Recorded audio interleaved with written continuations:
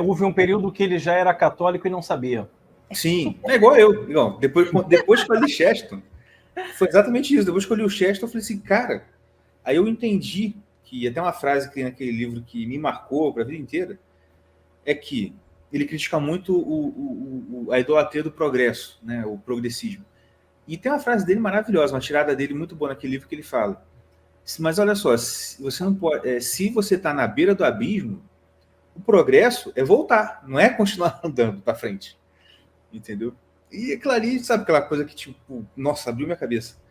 E eu vi que o que eu estava, onde eu estava, era totalmente, pô, não, isso aqui eu tô indo para onde você está falando, eu tô indo para o abismo aqui. Por isso eu procurei a presbiteriana. Por quê? Quando eu me dei conta disso, eu falei assim, entendi. Eu estava procurando uma coisa cada vez mais progressista, isso está errado. Então eu quero uma coisa o mais tradicional possível. E no meu horizonte imaginativo, é o seguinte, não, o mais tradicional possível aqui é a igreja presbiteriana. Mais até do que batista, e, né? Que tinha uma liturgia. Né? Que tinha toda a questão de liturgia, que você... Igreja evangélica não existe. Você chega, canta um pouco, ouve a mensagem, canta mais um pouco e vai embora. Isso não tem nada de litúrgico nisso. Oi? Esse resumo foi ótimo. Chega, canta um pouco. Mas chega, canta, ouve a mensagem, canta e vai embora. Tem um do dízimo da oferta e, pô, vai embora. E tem a ceia uma vez por mês, ou depende da igreja, né? Mas, enfim, mas não tem essa coisa de liturgia. Porque, de fato, que, assim, se você for parar para conversar com se você conversar com 100 protestantes hoje, 99,5 vão falar que não, mas eu não tenho religião. E vai se achar o máximo por isso. Eu não tenho religião. Né? Isso aqui é diferente, cristianismo. O negócio é Jesus. O que importa é Jesus, não é religião. Religião não salva ninguém. Isso é o dogma principal do nosso tempo. Né? Um dos dogmas infalíveis do nosso tempo. A religião não salva ninguém. Né? Junto com ninguém é perfeito. Entendeu?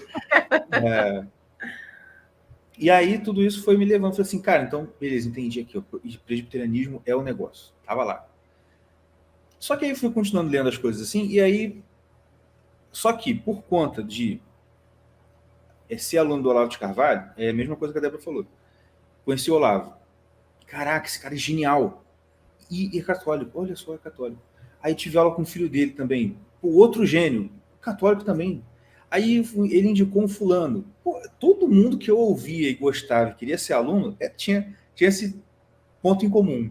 Era todo mundo católico. Eu falei assim, bom, isso não me incomodou, mas começou a mudar a minha opinião em relação ao catolicismo. Eu falei assim, bom, então toda essa coisa doida que a gente ouve falar de catolicismo, então não é bem assim.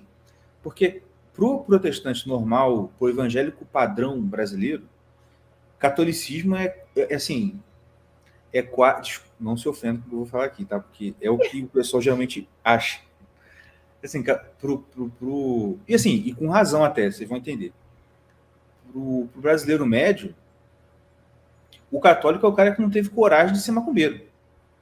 Porque para eles todos os santos são alguma coisa que tem a ver com macumba. São Jorge é o sei lá o quê. A Iemanjá, entendeu? Eles vão... Então, para o protestante, sempre que ele vê uma imagem, ele acha que é isso. Aí, ali é um demônio que está disfarçado ali de santo, entendeu? Então, por conta disso, a gente tinha esses preconceitos mesmo. Assim, e pra gente, assim, era isso. Mesmo, pronto, acabou. Não? Pra mim é. É porque não sei. Porque no Rio de Janeiro é diferente. Em Minas até que. Porque em Minas você conhece gente mais assim, né? Mas no Rio, Nova Iguaçu.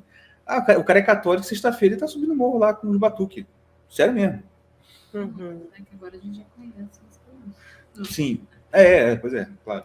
Mas da minha vivência ali, de onde eu cresci, é sempre assim.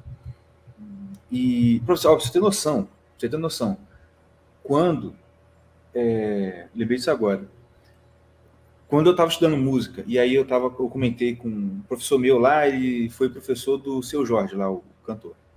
Aí eu comecei a ouvir umas músicas do Seu Jorge.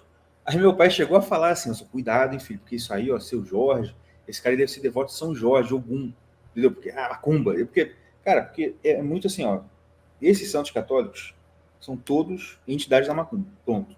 Tem problemas pro carioca, é assim que funciona. Mas voltando, aí, por conta desse bom testemunho dos católicos do meu lado, eu também fui, assim, eu falei assim, não, então não é bem assim, então tem um catolicismo de verdade, uma coisa tradicional, etc e tal. Naquele momento, eu não me via sendo católico, de jeito nenhum. Mas as coisas foram mudando, quando eu fui, à medida que eu fui estudando mais. Por incrível que pareça, outra coisa que... É engraçado que acho que a minha história é diferente das outras, porque não foi uma coisa muito normal. Porque, por exemplo, uma das coisas que me levou a questionar, foi a primeira vez que eu me questionei muito profundamente sobre a questão da igreja evangélica protestante, foi quando eu conheci, não sei porquê, né, eu resolvi pesquisar sobre a igreja ortodoxa. E aí eu pesquisando sobre a igreja ortodoxa, fui saber o que era isso, né? Eu não sabia nada.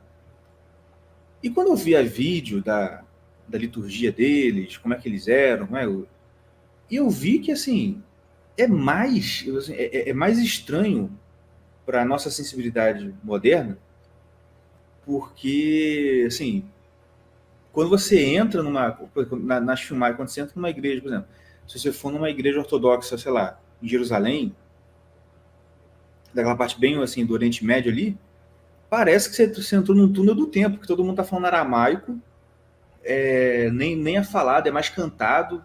E assim, quando você ouve um pouco da história do como é que era a fé hebraica, judaica, você vê que também todos os cantos lá no Antigo Testamento eram cantados também, ninguém falava, era sempre cantando.